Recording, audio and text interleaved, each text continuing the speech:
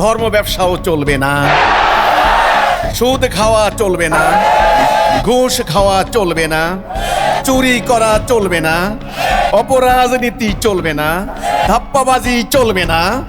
আগে এগুলি পরিত্যাগ করে একজন নেতা আতিউল্লাহ আতিউর রাসূল আউলিল আমর মিনকুম, তোমরা আমার আল্লাহর আনুগত্য করো, রাসূলের আনুগত্য করো, একজন আমিরের আনুগত্য করো। আউলিল আমর, তোমাদের উলিল আমর কে? তোমাদের এক একজন এক এক দিকে, এক এক নেতা এক এক দিকে, এক এক পীর এক এক দিকে এসে সবাই মিছিল করছো, এক এক মিছিলের স্লোগান এক এক রকম। এই যে অবস্থা, আল্লাহর সাহায্য পাওয়া যাবে না।